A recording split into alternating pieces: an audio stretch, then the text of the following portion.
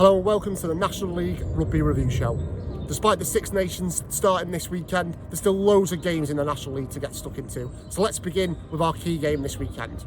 We go to National 1 in Brickfields, where Plymouth Albion host Leeds Tykes, with both teams scrapping out at the bottom of Tier 3.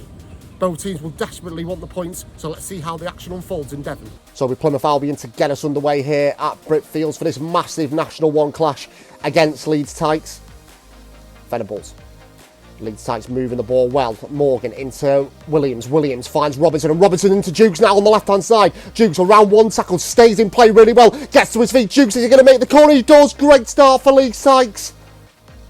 What can Plymouth Albion do from this position? Going forward nicely. Stupple into Clement. Clement, oh, that's a lovely dummy. And Clement's going to score, and he does score. Great response from Plymouth Albion. And Venables with a simple task for 3 points for Leeds Tykes. And that's a good carry from Toa. Now Plymouth looking to shift the ball to the left-hand side. Oh, it's beautiful hands, and it's going to be an easy finish. It is. Ramuti get into the corner to give Albion the lead. Conversion still to come. And it's a good kick, and it's 12-8 at half-time to Plymouth Albion. And there's Robinson again now for Leeds Tykes. Showed what he could do in the first half, and he's driving his team forward here. What can they do? Mounsey driving them forward again. Leeds edging ever closer here. Can they get the first try of the second half? At the base is Chowdhury, and Chowdhury is going to go alone. Chowdhury does go alone and touches down. Great start for Leeds Tykes to the second period. Now it's Plymouth's turn again to threaten the Leeds defensive line, and looking to shift the ball to the left-hand side. And here's Jones. Jones, oh, it's a lovely inside pass. Ducker's got a lot of work to do here, though, to get to the line. He's going to go alone. Ducker, brilliant try. Brilliant play from Plymouth Albion. And Putt lining up this conversion attempt. And he's on the money again. Great kick from Putt. And Putt now with a chance to add a few more points to Albion's tally, which he delivers from the tee again.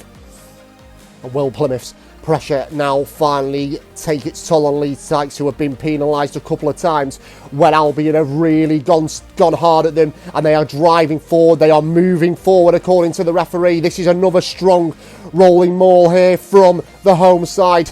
Can they capitalise and really hammer home their advantage here? They are surging towards the line. Leeds look like they're really struggling again. Wilkinson's there. I think he's over, and it is Harry Wilkinson with the try. And Putt makes no mistake from the tee. Leeds Tykes now looking to try and end this game on the front foot, and it's a lovely offload from Valentine, and he's found his forward partner, Theart. Leeds looking to go to the left-hand side with this one. Not the best pass in the world, but Leeds do well, and now Collins has the ball into Venables, and Venables fires Dukes. Is he going to go over in the corner? He scrambled again, and once again he goes over. It's a very tricky game for us. Obviously the boys kind of put a lot into it. I think we knew how big a game it was for us before the game. I think to some degree that may have hindered us a little bit in the first half, but full credit to the boys for going in at half time and actually putting the changes in place we asked them to put into place. Much more intensity in that second half, and obviously we came away with a win. Real tempo shift in the last half hour.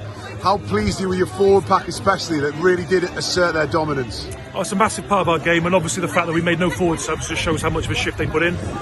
It was a key part of our game today, and obviously with the scrum functioning that well, it was always going to be good for us. So what a result that was at Brickfields. What bearing will that have on the season? Only time will tell.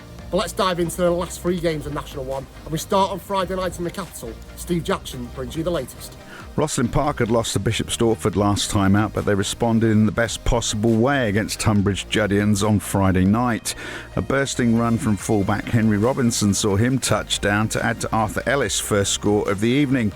With a healthy 17-0 lead, Ellis grabbed his second to put the table toppers in a comfortable position, but yellow cards for the flanker and for Dan Laventure allowed Tunbridge Juddians back into the contest as Will Coldrick dotted down from close range. However, that was as good as it got for the away side as the host took further control of proceedings. Dylan Flashman, Hugo Ellis and Jordan Martin powered their way over, and with Park in full flight, the excellent Craig Holland scored twice to leave the table toppers 10 points clear at the summit. After a pleasing January, Rams RFC kicked off February in the best possible fashion as they secured a bonus point win over Birmingham Moseley. The visitors were soon enjoying their afternoon as, with just 8 minutes on the clock, hooker Max Heyman dived over for his first of 2 tries at Billesley Common. After flanker Tom Voot and Tony Maris had dotted down, Moseley were able to hit back in the second half as debutant Seb Nigel-Taylor capitalised on Jack Coombs' quick thinking to get the home side on the board. However, Rams would have the final say in the Midlands as Heyman was powered over by his teammates for the bonus point try. With Darlington Modern Park aware of the result between rivals Plymouth Albion and Leeds Tykes, this victory against Blackheath could prove to be very valuable to them. Being reduced to 14 men wasn't part of the plan as Callum McKenzie saw yellow early on, but the home side did score the first try of the evening as Paul Jarvis darted across the whitewash. Blackheath mustered up a response as they were first awarded a penalty try before they took the lead through Don McGeeky's counter-attack. The next twist didn't come until the 68th minute when Joe Cragg squeezed over, and when Blackheath's Freddie Owen was sin-binned, DMP took advantage of the extra man in some style as Ollie Walker danced his way over to clinch a vital result for the North East outfit. There were just 4 games in National 1 this weekend, but the results certainly had an impact on both ends of the division. Rosslyn Park now have some breathing space at the top, having played the same number of games as second place Caldy, and despite beginning the month with a win, Darlington Modern Park remain in the bottom 3, whilst Plymouth leapfrog Leeds Tykes after that victory at Brickfields. So that's all the action from National 1 wrapped up. Let's dive into National 2 North now, and we start Luctonians as they host Harrogate at Mortimer Park. The weekend in National 2 North got off to a rip-roaring start at Mortimer Park as Luctonians ran in 11 tries against Harrogate. This score from Nick Yearward put the hosts 12-0 up after just 13 minutes, whilst Hawaiian Harriet Davis got in on the act in the second period as Luctonians ran riot. There were certainly testing weather conditions at Lockwood Park to kick off February, and after falling behind in the mud and rain to Ralph Johnson's score, Lewis Workman was able to touch down for Huddersfield. However, Tynedale's 5-game winning streak was to come to an end in Yorkshire with further tries from Jay West and Will Miller. Another victory for Hull would give them even more of a cushion at the top of National 2 North, and they were in a relentless mood once again against Bourneville. The league leader scored 8 tries, including this beauty from Steve McCall, and whilst the Midlands club were in the contest at the break thanks to this score for Owen Williams, Hull ran in 5 more tries in the second period to secure their 10th win in a row. Since the turn of the year, Hull Ionians have made a habit of sealing results late on, and their rescue acts continued against Sheffield Tigers. Sam Swire had helped the home side into a 13-0 lead with this mazy run and finish, but tries from Ben Bell and Jack Townend were followed up by the boot of Lewis Minikin, who landed a late penalty to continue the Eyes' excellent recent form. Physical encounter today between two very good sides, two very, very different styles of play. Rotherham had the dominance in the first half of the forward play, outmuscled us very much in the first half and got a very good lead. Second half, for the first time for a long time, Stourbridge came back into the game and actually won the second half. A good contest in the end and fair play. Rotherham won rightly so, just through that forward dominance. Stourbridge did come back into it and show that the next contest at Clifton Lane should be a good battle between two good sides. Hopefully we can match them physically. It'll be more of a contest up there. Looking forward to it. Despite there only being 5 games in National 2 North this weekend, a whopping 41 tries were scored.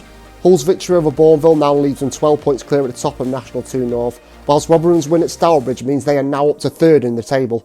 Hull Ionians remain unbeaten in 2022, and the victories for Luctonians and Tynedale see them climb the division. Congratulations to all the sides in National 2 North on their victories. Finally, let's head to National 2 South, and we start in Cornwall as 3rd place Redruth host Henley Hawks. Redruth scrum half Jack Alton scored 2 tries as the Cornishman beat Henley Hawks 43-21. Tom Emery opened up the scoring for the visitors, but the halfback partnership of Alton and Will Trowin put the home side on top. Mackenzie Oliver scored the final try of the day for Redruth, who moved up to 2nd in the National 2 South table thanks to their efforts.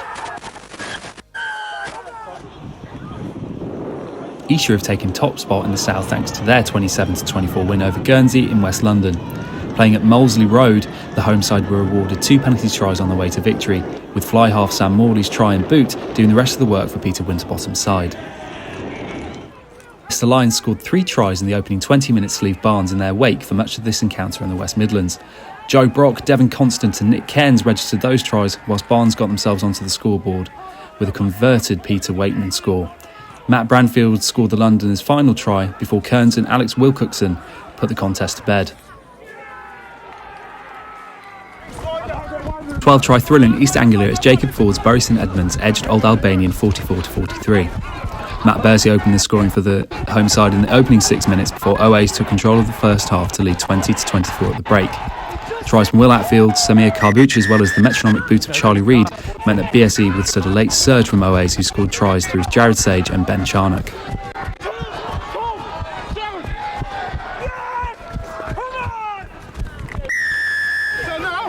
It was a blustery day at the Gables as Westcliff registered their first victory since 2020. Barnstaple offered relentless opposition in Essex with Dan Lee and Johnny Carter scoring 3 tries between them.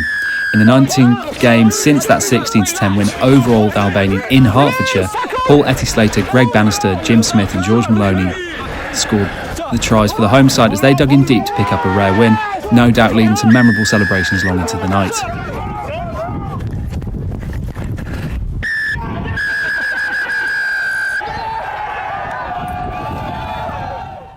There was one game called off at the weekend with Hinckley and Canterbury's clash in Leicestershire, postponed again as a result of COVID-19. Both Esher and Redruth have leapt above Clifton, who were top coming into this weekend, each of them no doubt looking to push on with their games against Hinckley and Westcliff this upcoming weekend. Bury St Edmunds now sit in 7th as a result of their win over OAs in the only other change to the table. And just before we go, we head back to Plymouth and a special message from skipper Herbie Stupple.